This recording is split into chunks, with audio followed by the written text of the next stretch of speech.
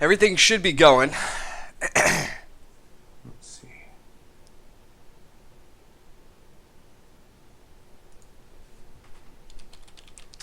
Everything should be. There should just be a logo.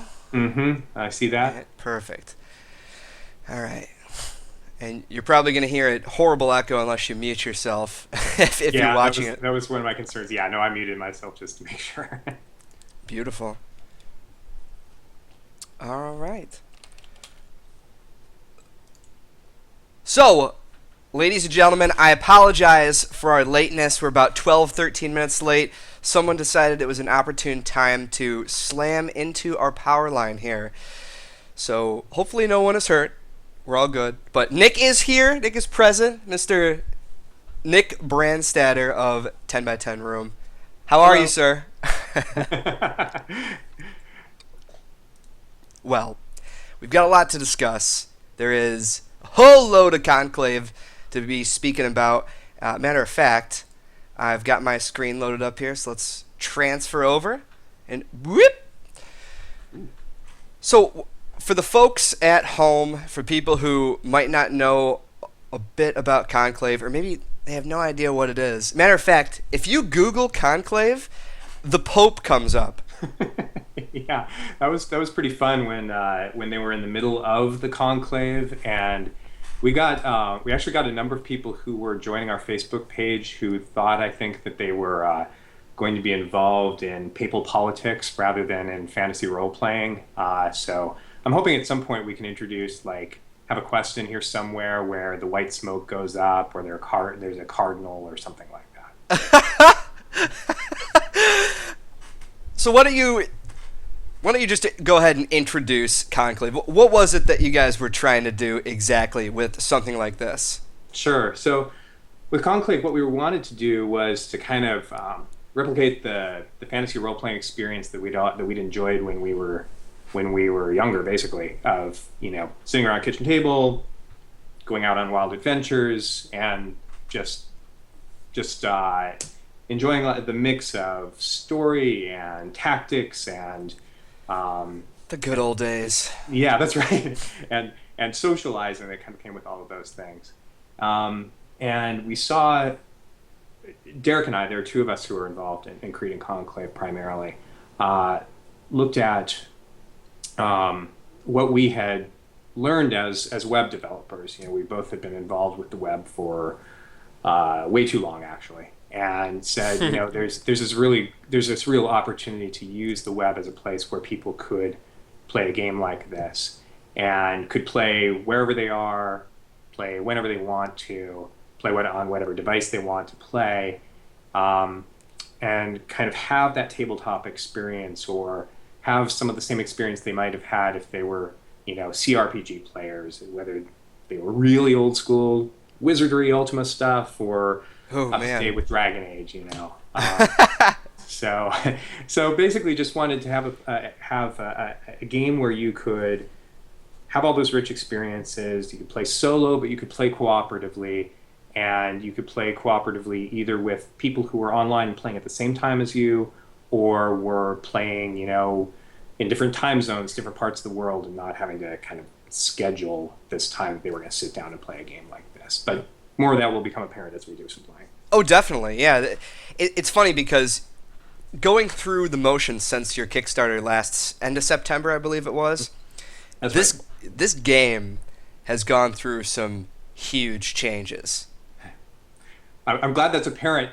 One of the funny things as the developer is everything always feels like it's happening more slowly than you want it to, and you're making all these incremental changes. So I'm glad that you see the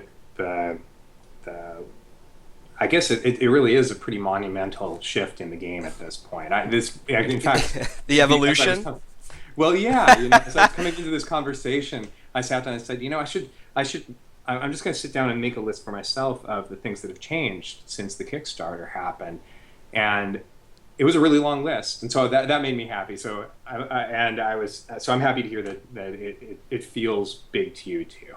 Yeah. Well, I'll play this game if I don't know, if I'm just running around, or if I'll just whip out my phone, I'll make a move, or one or two things, and then put it away. And I think that's some of the fun of it, because you don't need to be fully invested to have a good time with Conclave. But Mm-hmm. at the same time, while you're going through this rigorous process of augmenting your game, I would sometimes log onto it and realize, my God, this is totally different. Like when you implemented the music, it's like, what is that noise? Like, I didn't have anything else in the background, and then I realized you guys actually added the placeholder music. Right. Right. So you're right on the cusp of actually releasing the full campaign for Conclave, right? That's right. That's right. This thing is just about done. So when are we actually going to see the missions? And we're about to hop into one as well. When are we going to actually see this full campaign roll out? It should be sometime next month. As actually we were joking about before we got on to the live stream.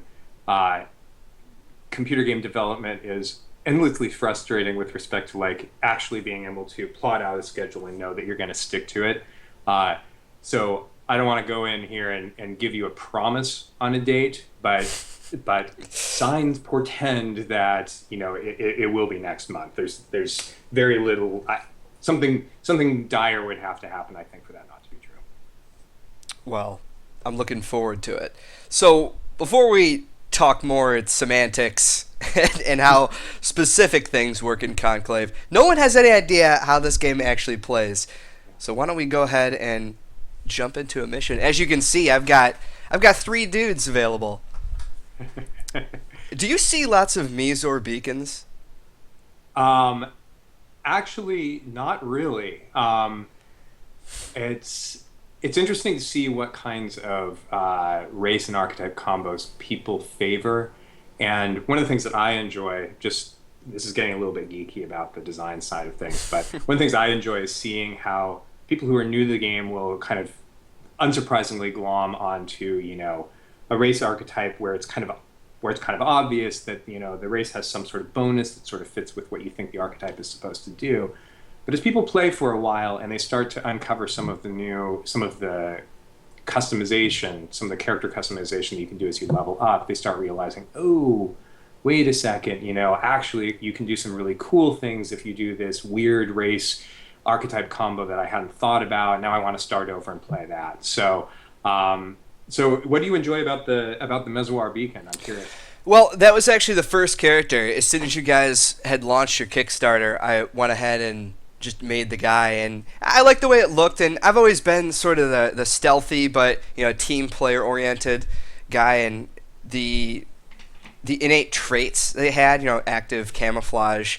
It actually made it a little bit harder. And I thought, hey, if I could be a melee guy and inspire my teammates, then if it could be a little bit harder for people to actually land solid hits and such on me in battle, maybe that's a good idea, instead of constantly seeing Mizor, the archers all over the place, the true bows, Right. which I have one, as you might be able to see below that one. Yep. Yep. But it seems more interesting to me, and I'm just that kind of player. I like my beacon the best, but I think the most powerful is true bow. Without a No, it's doubt. interesting. Have you been playing? Have you played mostly solo? Have you played mostly in parties? What have you done? So another interesting question. I thought I was supposed to be asking questions. Yeah. Well, when I first started, as I said, I had those 2 characters. The rogue came a while after. I played almost entirely solo at first, just to see, because I'm a tester as well, just to see how ridiculous some of these quests are. And you guys did not fully balance things for solo quests in the That's beginning. right. We got smoked. And that's why I say the true bow is the most powerful, because I actually finished everything with the true bow alone. Beacon, not possible. Yeah. But you tweaked everything nowadays. Yeah, that's right. That was one of the things that we wanted to make sure that we did in after the Kickstarter. So I guess actually there's one thing that we didn't really talk about, which is where we didn't get really into the detail of the Kickstarter. But one of the things that we wanted to do, there's a huge list of things that we wanted to get done and that we needed the Kickstarter funding to do. And one of them was to make solo play better. And previously, there were basically two versions of any particular combat in the game. And combat is the main thing that's influenced by how many people are in your party. Right. And there was one version that was for parties of 1 to 2 characters and one version for parties of 3 to 4. Well, there's a huge difference really between a party of 1 character and a party of 2. And, we knew that, but that was just the limitation that we had at the time. And so now one of the big changes is just making it so that every single combat scales in a number of different ways depending on how many characters are in the party, all the way from 1 to 4. So solo play is much more fun now, much more viable. It was absolutely the case that previously there were really only a couple of archetypes that had a chance to survive solo play, and they had to do it in kind of annoying ways. Like the true bow was basically doing a lot of kiting, and the rogue was attacking somebody, then hiding in the shadows, healing slowly for 10 rounds, and then going back and attacking again. Right. So now, at least you don't have to kind of do these like laborious exploit things in order to play, which is good. We want people to be able to play in a fun fashion in order to win these combats. Well, at first I was pretty upset with the true bow that you got rid of I forgot what it was called, but it was the challenge where I think you could only use it once or twice. Well, that's what most challenges are. And it would actually pin somebody to a space, and that's when you could just do running shot and glide away if you wanted to. Yep. But actually, if you can see it right now, this was the initial quest on the islands, which you had a while back. Again, the beginning name that you had in place escapes me, but this was the impossible one. I couldn't get by it with most characters because you had too many dudes throwing knives at you. Mm-hmm. Yeah, ranged attacks are really hard on solo players too. That's a whole other interesting thing from a game design standpoint. Is I think that in our newer quests we've tended to scale back on the number of ranged. Oh, good, you're in a new combat there. The number of ranged combatants when you're dealing with a small party, just because if they happen to gang up on you, you're hosed so quickly. All right, so I don't want to just jump straight in here since people aren't going to exactly know what's going on. Mm-hmm. I would rather you actually invited me to something special. That's right. So why don't we go ahead and show that off? So you can make how many characters with a free account? Free account, you can have 2 characters. You've got 3 because you already had 3. You can have up to 10 characters if you've bought the campaign. Mm-hmm. And you can go to the store to buy the campaign right here. That's $15. All right. But you can also join up with one of your existing characters if you want. I don't mind. Mm-hmm. All right. Well, let's go ahead and do that. I'm sure. That's another good point to bring up too. So if I'm playing with my rogue here and I decide to join you, how strange, the exact same fight. I'll actually leave this party and they'll just see Amelon flees, and that's it. Yeah, that's right. I mean, basically, there's a lot of fluidity in who's in the party at any given time. It's easy to leave parties. It's also easy to join parties in progress. We don't worry too much about the fact that, yes, you're already halfway through the quest. Maybe you're in the middle of a combat. It's one of those places where we just don't care because we want to make it as easy for people to have more friends join them in the fight as possible. Definitely. Okay, well, why don't I go ahead and accept that invite? All right. Let's see. No, you're a beacon, so I don't know. Oh, it looks like I'm actually going to have to... You can join with one of... Oh, yeah. I'll have to leave the party real quick. Right. I'll do it with the true bow. Okay. Yeah, it looks like these guys are... Why don't I take my turn to help them out real quick? All right. And let's see.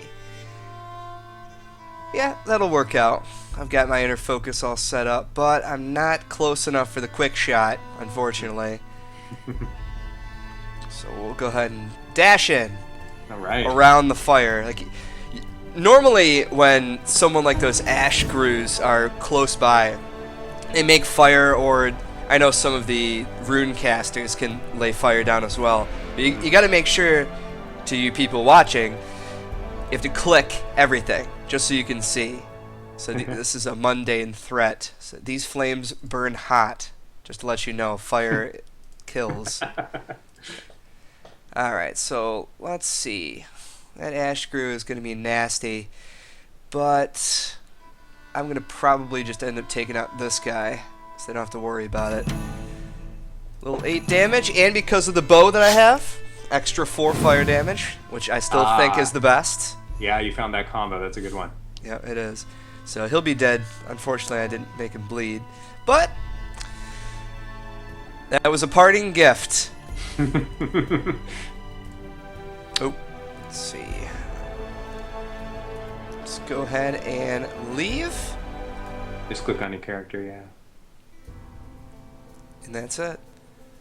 See? And I've beaten everything with this guy. Right on, right on. Yeah. I like seeing that. Yeah. And that quest actually used to be over here, the one that was real tough. Mm-hmm. The island ones. Yeah. All right. New versions of those will be appearing very soon. So. So let's go ahead and join with myself. This music, though, so good. Oh, I wish people could hear it. Yeah. Oh, I guess they can. They can. I'm not hearing it because I've got the live stream muted, so I don't have crazy audio stuff. You know, it's not too loud, which is I'm very glad that you guys had that in you. It's not blasting. There isn't. It's really just turn off, turn on, but it's still good. Good. All right. So yeah, why don't you pick some place for us to quest? I'm a poor little level 1 beacon, but that's all right. All right. Well, let's see. Have I done the Restaro before? I had a special cadence because I actually had made a couple of characters, and then I'm super OCD about that stuff, so I deleted them after I finished everything. Just so I could figure out. Oh, so the quest order by the story is here, here, here, and here. Well, because you did have something going. Yeah. And everyone, this was the hardest for everybody. Was well, not the scriptorium, that's new, but the return to Dur Thurman. Yeah. Oh man. Yeah.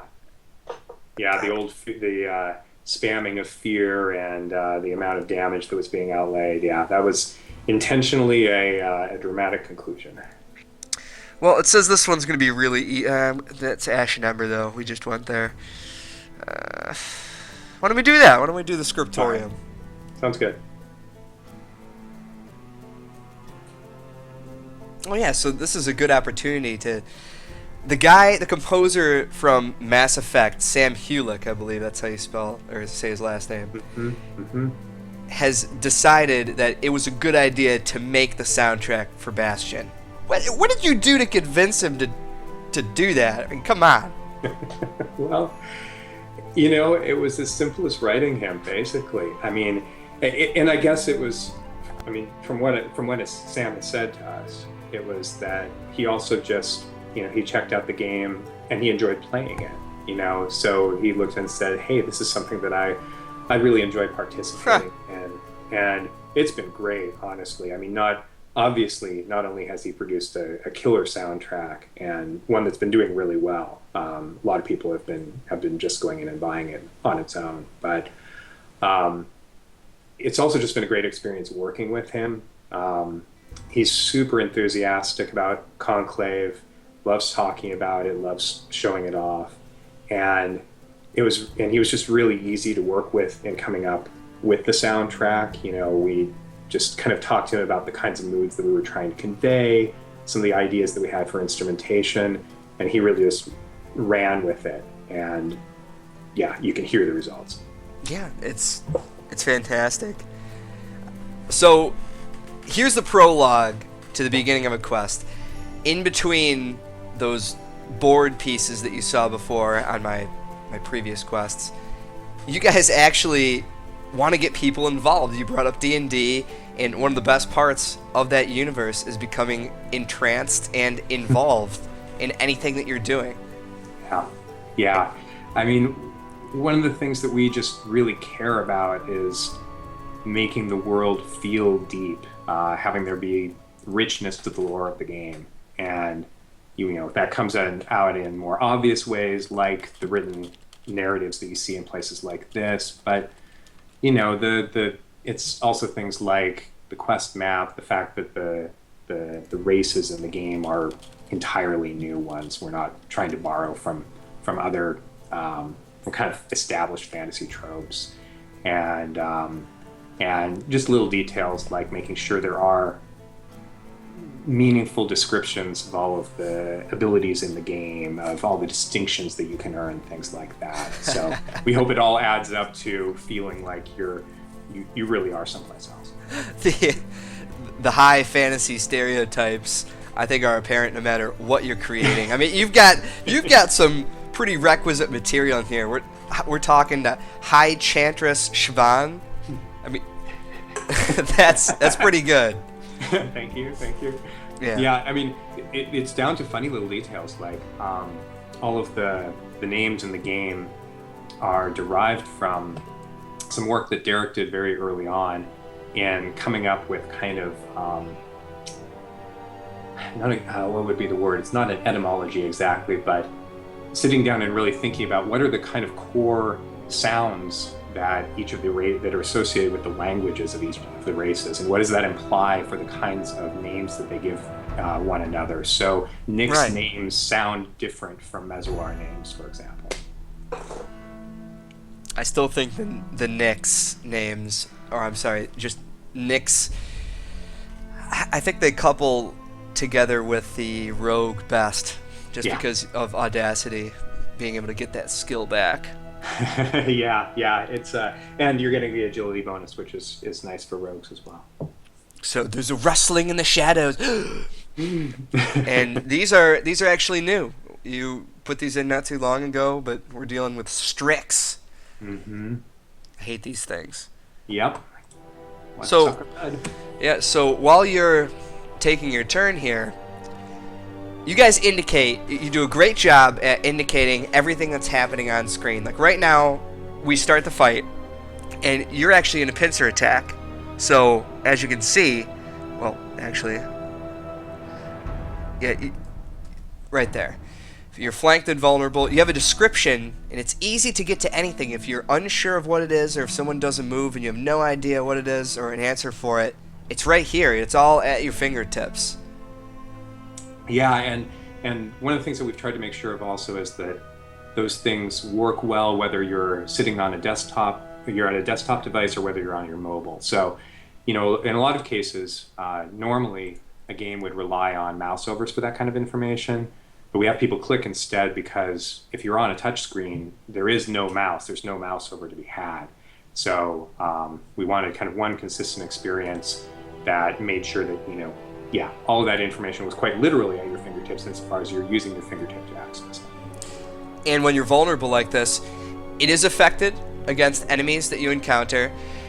Some moves change. Like instead of a deft blow, you'll get a telling blow or something like that.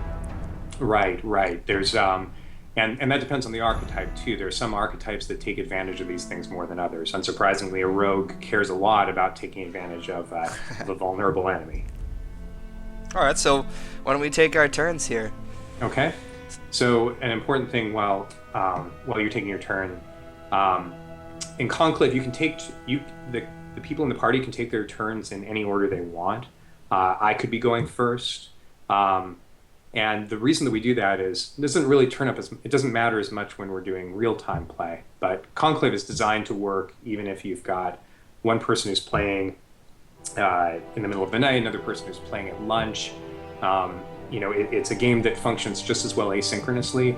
And to facilitate that even more, we make it so that there's no turn order at all. So you're not sitting waiting around for the other person to take their turn. Right, like I could be in the middle of choosing a move right here, and all of a sudden you could just go ahead and do your stuff, and then it would just say, "Oh, that player's taking a turn." You're like, "What? What happened?" Oh, okay. Yeah. But it's cool too because if you want to get really in depth with detail, you can actually like show coordinates and go, "All right, Nick, I need you to move to 42, and then I'm going to go to 39, and we're just going to kill everyone. That's right. That's right. Yeah, we want it to be as crunchy as you want to be. I mean, there's some people who absolutely love exactly those kinds of detailed tactical efforts. I mean, I get geeky that way sometimes, and but you don't have to play that way either. All right, so I'll go first. Since there's 4 things right here, and your abilities reset every encounter, I'm going to go ahead and do a quick shot on the enemy behind you, because I'm a Trubo. I don't like things right next to me. Right, right. So let's go ahead and do that. And because they only have 6 health, it's dead on the first shot. Yay, thank you. So, yeah, that means I can mess with something else. Now, I want to sort of stay away, so I'm going to go ahead and I'll do running shot, and I'll hit the one that's closer to you as well. Okay, great. That will help me out a lot. Yeah, because, I mean, come on, I'm no expert here, but I've been playing Conclave a while. I would always get pissed off if I was a melee hero or whatever, and a Trubo or a Runecaster would shoot the target that's right next to me when it's my turn coming up, and then Right. I can't do anything. Yeah, yeah. So now the other thing is that you're critically hitting almost all the time, and that's because you're a level 6 character. We're involved in a quest that's kind of for average of level 2 characters. So you're kind of splurting Strixes like mad here. People will probably see me being a lot less effective here. So I'm going to move over to, first of all, as a beacon, I've got a pole arm. I can reach this Strix even though I'm a little bit of a distance away from it. That's going to take me closer to the other one, and I want to be there to kind of interpose myself because I can take a little bit more damage. Well, actually, I can't take more damage because you're level 6. But in theory, as a beacon, I should be the one in front. So That's right. So I'm going to do that, and then I'm going to use lead by example, which is an attack that not only is going to deal some damage to this Strix. You can see it almost got killed, but not quite. But it also is going to inspire both of us, which makes us both more effective and also opens up some new abilities for me while it's active. That's right, and it is a pretty amazing move. But what's really cool about this, though, is that you just got hit, and Yeah. I always skip ahead. So why don't I go back real quick, and so people can see. So you're taking damage right here, and unfortunately you're weakened just because of suck blood, which it explains it right here, as you can read. So every round, unless you make the successful check, you'll be bleeding. So you're going to lose 2 extra health every time. And right now you only have 19 health. So Yeah. if you die, then I lose too. So it's pretty important that we try and kill these things as quick as possible. Right. Like you didn't know. No, everybody else needs to know. So That's right. Alright, so let's go ahead and I'll just guided strike this other dude. I think you're going to dispense with these guys pretty. Yeah. Like I said, the Trubo's ridiculous. So there it is. We've cleaned the corridors next to the armored statues, and we're going to go ahead. All right. So here we are. So now we've got a vote, and this is another thing that happens a lot in Conclave. So these are a little bit like choose your own adventure, or for people who have played FTL, they use a similar mechanic too. There are a lot of places in the game where you need to decide as a party what you're going to do, and some of the decisions just have an immediate impact. They might change a combat that's coming up, or make it so you can avoid one entirely, or they might have longer reaching consequences. They might make the difference between you earning a distinction or not, a distinction that might open up some new equipment that you can access, or might change a later vote, things like that. So we've got the first one of these here.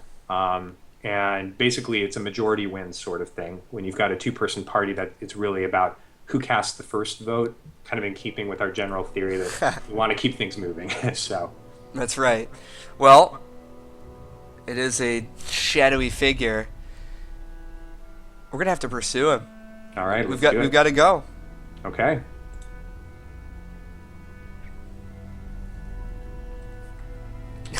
Done all the previous choices. I haven't fully gone through these new ones as much, not even close.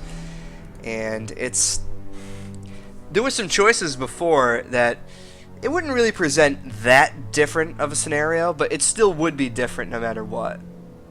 Right, right. Yeah, in every case there is some level of difference, but one thing that's certainly true these days is that there are a lot more cases where there's a pretty significant shift in what happens. And one of the reasons is even if it's just that you face the same combat but in a different way, there's a lot more room for us to change what the combats are like.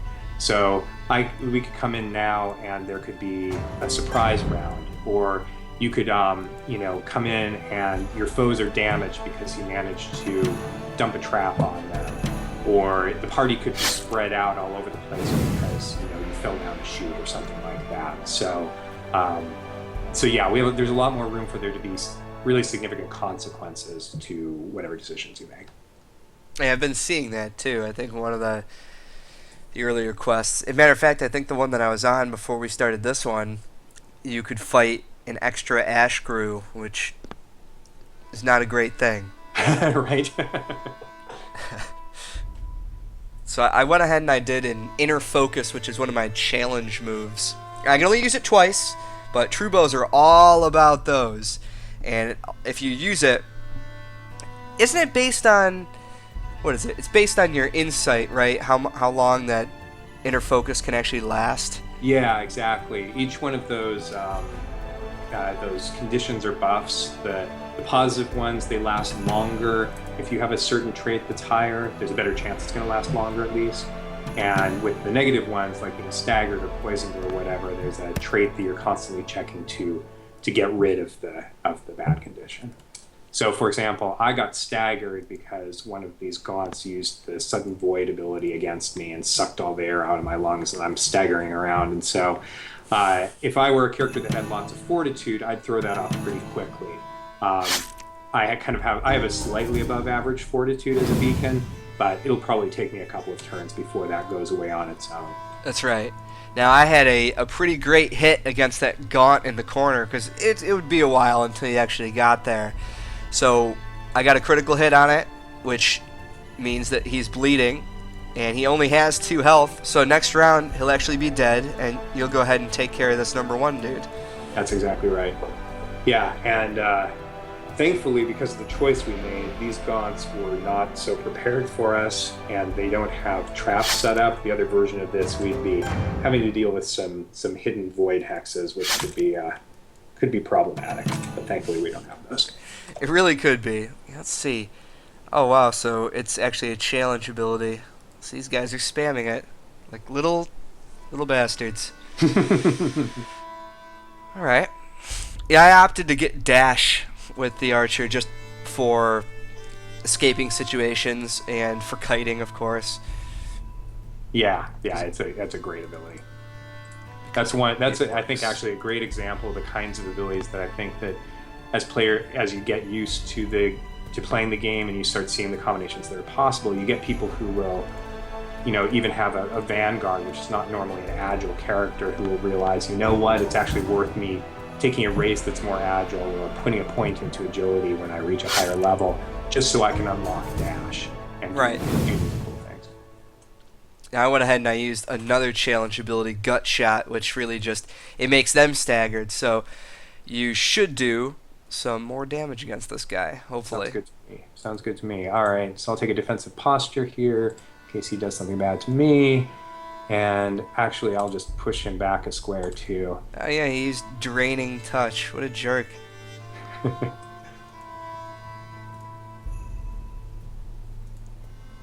fine.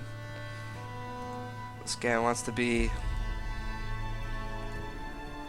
Oh, boy, and you're almost done there, too. Yeah, I didn't realize how wounded I had gotten. Sudden void. Yeah, that's right. Level 1. He should be gone now. Yeah, perfect. Okay, good. Now, how does it scale? I know with 2 characters, obviously, there's going to be some more guys. They're going to have more health, be a little more powerful. but how do you guys scale if I am a level 6 character and you are level 1? Is that tougher to do? So we don't even try to scale quests according to the power level of the characters. We do it entirely based on the number of people in the party. And that's because we want people who are either wanting more of a challenge and therefore jump into some of the harder quests sooner, or people who are struggling and want to do some easier quests early.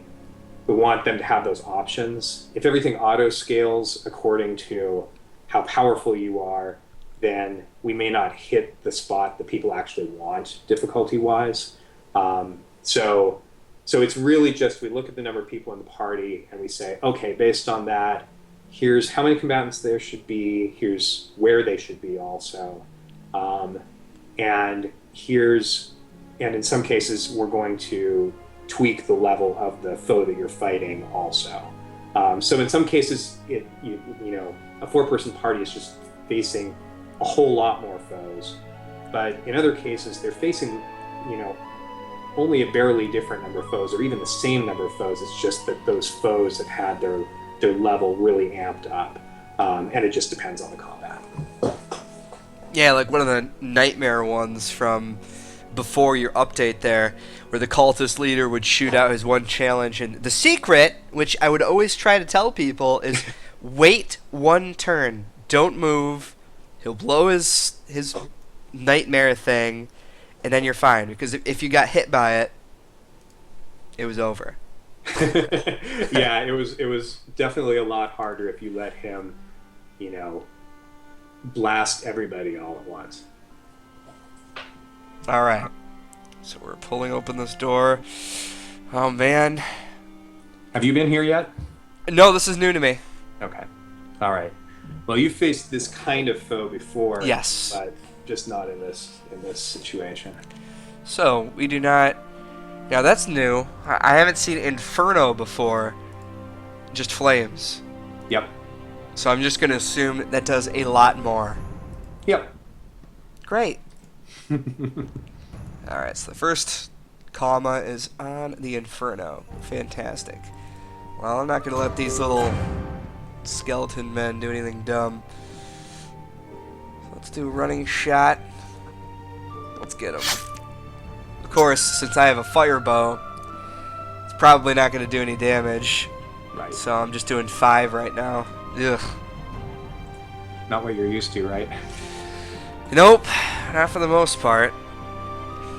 I went through all the different bows just to see what would be the greatest, and I would just get the most out of the fire one, for sure.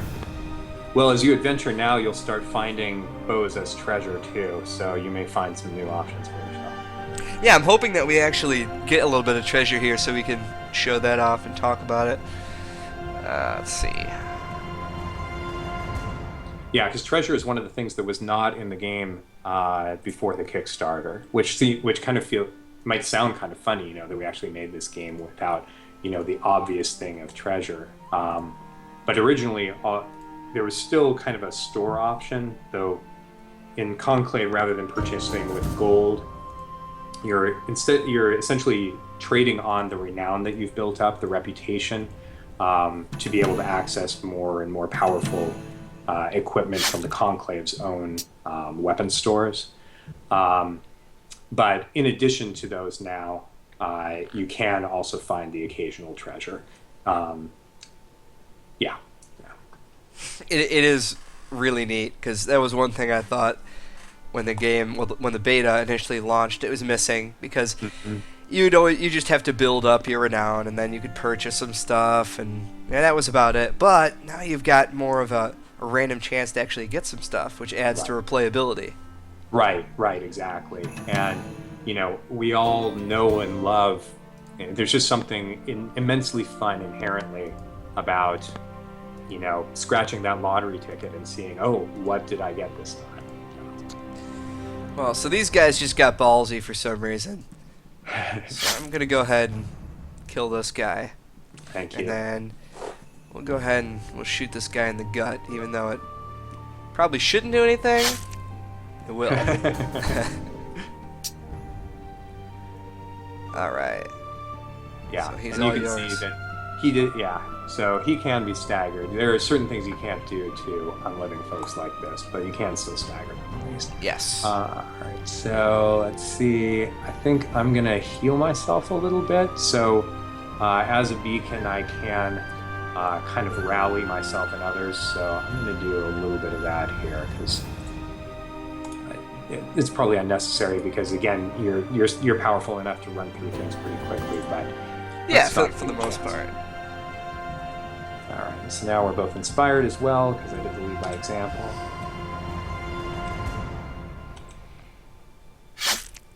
All right. Oh, good. Haha, didn't do a thing to you. Nope. Because it's crappy. Alright, so there's 5 from a quick shot. That's pretty good. And then we'll just... I lost my inner focus, but shouldn't matter. Yeah, Perfect. got him. Yeah, all right, good. Hey, there it is. So yeah, you've got a piece of runic armor. Hey, nice. Lucky me. So I guess it is important to note that not everybody is going to get a piece of anything. Right. It's completely random. Yeah, we have. It's actually there's a set of complicated rules in the background, but I won't bore you with the details on that. Alright, so we actually have to finish the quest before you can go ahead and use it, whatever it is. Yeah, you got to bring it back to the Conclave and have them make sure it's good news and not bad news. So. Yeah. Let's see here. I found a flame cape one time, and I thought it was pretty cool, but, well... I really wanted my rogue to get the flame cape, because then I could just be stealth, and then I could just go next to people. Right. Which I thought would be kind of cool. I think, yeah, my beacon was the one that had it. Mm-hmm. Nice. Yeah, this... You guys have done a good job with the storytelling. It's good, though. It's not mediocre. It's not real low grade. Thank you. Is there a set of quests that you sort of want people to follow if you'd like to understand what's going on in the story more, or can you really just choose whatever? You'll be fine. No, there's definitely an order, and actually, when the final release goes out, the order changes a little bit than what you've got right now, because we rebuilt how some of these associations are done. But basically, any quest can be necessary as an unlock for another quest. There's certain kind of story arcs that we have organized.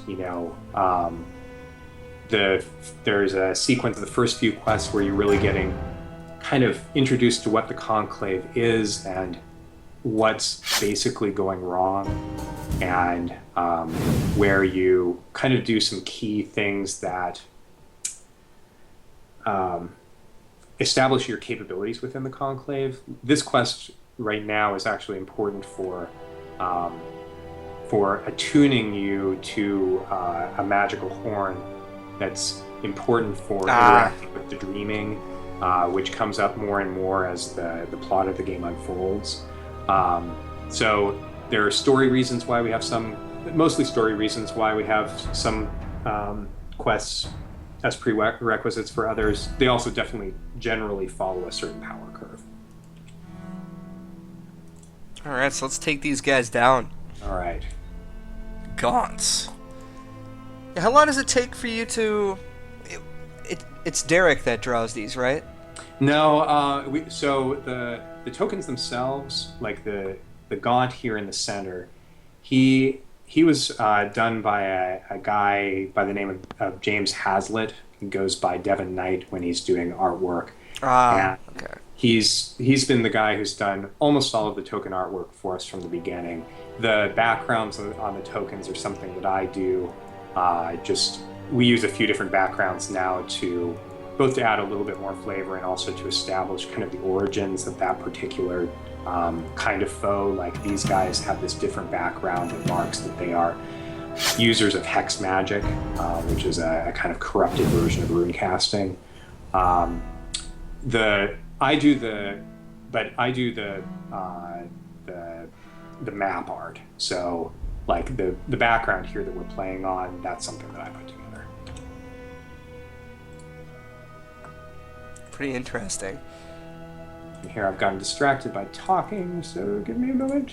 I also, I was surprised a couple of maps ago when I was playing my rogue, who really needs to be stealthed, and I stepped on something, and I always make sure that I'm always clicking on the environment to make sure it's fine. But I didn't sense that there was a trap there, and I got hit by an arrow. Yeah, that's one of the things that happens to rogues more now. They don't have quite as much ability to just move around the battlefield untouched while they're sneaking. There are definitely some hidden traps causing problems. And there's much more terrain in general, like this guy creating this patch of ice here, that, well, we just have there was a guy who was hidden. Yeah. Previously there was no way for you or your foes to create terrain. The terrain was just there or not, but now there are a lot of abilities that create it. It's really cool. That's never happened before, where someone's just vanished and then just comes up and blocks you from moving. Yeah. That was pretty awesome. Yeah, I actually feel like I should have been paying attention. But I got caught up in the thinking about the talking. It's all good. All right, let's go ahead and hurt this hexer.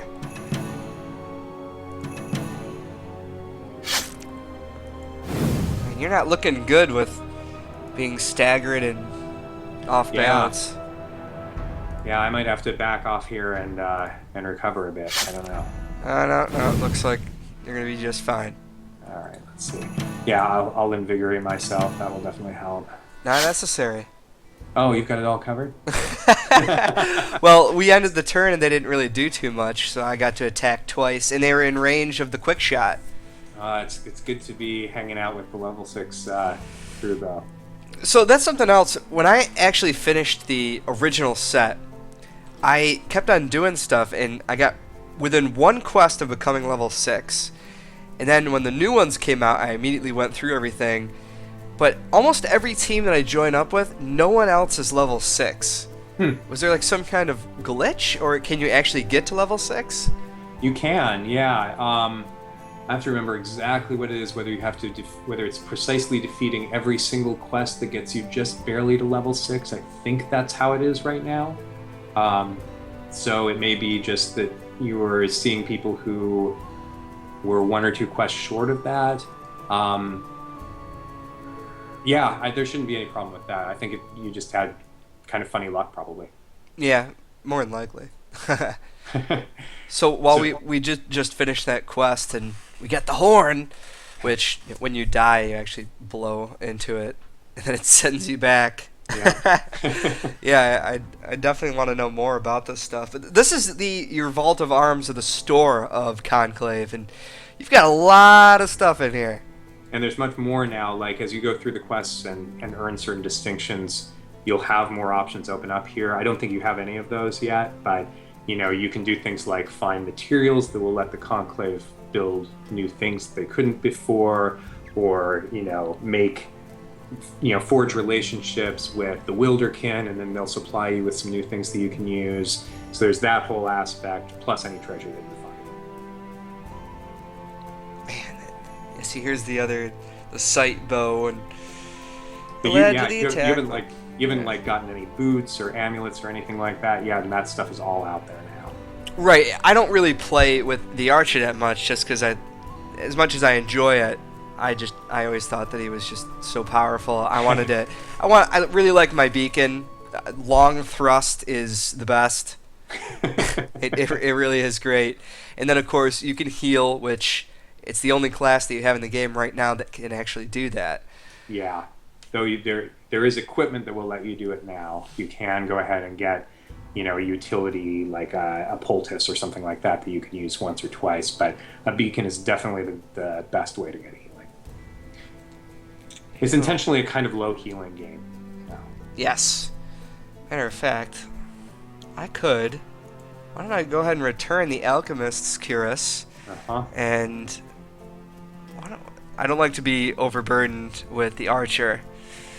It probably doesn't affect me that much since I'm really not using like strength or anything, but I could still. Oh yeah, see, I actually need 6 strength Oh, to get some of the better armor. to get the Drake skin cuirass. Mm-hmm. Mm. I dare you. Well, soon you'll be able to earn more renown because there will be more quests, and that'll be good. Yeah, very soon. All right, well, I guess we'll just go with this for now. Yeah, there's a lot to love about this, and you could play it as much as you want, or well, as sparingly as you want, and you're just not punished for it. It's I think it's fantastic to be able to just do whatever. Oh, thanks. It's been really fun to develop, and we're just so excited that it's almost at the point where the whole thing is out there. So as things stand, just so people know, basically all the features in the game are available in the beta, which is what we're playing right now. You just have to go to playconclave.com to join up, and everything, all of the quests are free as well. All the quests that you see right here, the first 10 quests. What we're going to be delivering in the next few weeks is the first campaign, Legacy of the Dweller, which offers 15 new quests, allows characters to advance all the way to level 10, has a whole bunch of new,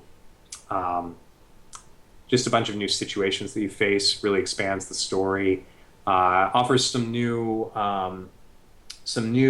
kind of combat features that you haven't seen before, like you'll see your foes summoning other creatures to the battlefield for the first time. That's a really fun and exciting one. Some other stuff like that. So that's what we're in the process of finishing development on right now. And it's really, yeah, this is basically what I spend my days on at the moment, is finishing up those quests. So. And you guys could always go to the forums as well, where I know you guys usually try to stir a conversation into what might be good ideas, what you could change, mistakes. I know that I contacted you once, right? Because there was a spelling error. Did you find a typo? I think that was... Yes. Yes. Yes. In fact, we have been contemplating giving people what we call them honors. You can have honors associated with your account, and we've been very seriously considering putting together an honor that's basically for people who find things like that, because we really appreciate it, and we've had so many people who have spent a lot of time, like not only finding little things and pointing them out to us, or also kind of sitting back and saying, kind of on a broad scale, here's what I really wish you had in the game. And that was a lot of what shaped the Kickstarter. The Kickstarter might have looked quite different if we hadn't gotten so much feedback from people. And I think it's really made the game a lot better, all of the things that people have said to us. So yeah, we take everything that people say in the forums really seriously. We also have a feedback system through user voice where people can post ideas and vote up the ones that they like the most, and we pay a lot of attention to that. Fantastic. Yeah, I really recommend you guys just jump in here and try it out. You can make a couple of characters for free. They've got a huge amount of quests you can go with. Just play with your friends. It's something to do, something to talk about. It's not meant to replace like your huge AAA multi-billion-dollar game, but it's one of those things that's nice to have. That's not Farmville or Facebook Explosion. Yeah, exactly. We want it to be like take no more time than one of those games, but be a real game, be a game that you really enjoy and that scratches that RPG itch. So I know I get an RPG itch. So I do. You know, one thing that I have been asked by people watching as well, are you guys eventually going to do an app for this? I know you can just browse to it, but it might seem like a good idea. We would love to. It's definitely been high on our list. And one of the big reasons, I mean, there's just the convenience. I mean, I love my iPhone. I love being able to just launch an app and start playing. So there's just a little bit of extra convenience in doing that rather than browsing. And there's some things that we could do with the interface to make it just a little bit slicker within the app context. But the other thing that would be great is With the app, you're getting notifications piled in, and being able to just send out that notification to somebody saying, "Hey, your party just finished a round. You can take another turn of combat," would be really, really great. And because right now, Conclave communicates with you via email if you're not online when your party finishes your turn, and that works well, especially from the desktop. But boy, it would be really slick to be able to get the notification right there on your phone. I think it would be an awesome thing, and there's so much planned for the future of this. I know you were talking about expansions and other things too. I can't wait to see what else you guys have in the pipeline. Yeah, me too. I can't wait to get this out there and be able to start focusing on some of that new stuff too. All right, well, thank you so much, Nick, for stopping in and just showing off the game a little bit and explaining what you've been so vigorously working on. You bet. Thanks for the opportunity to talk about it, and I'm thrilled to see that you've been having fun with it, obviously, yourself. Hey, when I jump into something like this, it's all in, man. It really is, like, for the most part. If I really enjoy something, I'll have the knowledge, just like I've been trying to throw at you. But, if it's not really that great, or if I'm not that into it, eh, I'll know a little bit, but it's just not anything that's as grasping as Cool. this. Cool. Yeah, Right on. we'll have to check out the coming expansions as well as the launch of Conclave very soon. Thank you so much again, Nick, for stopping.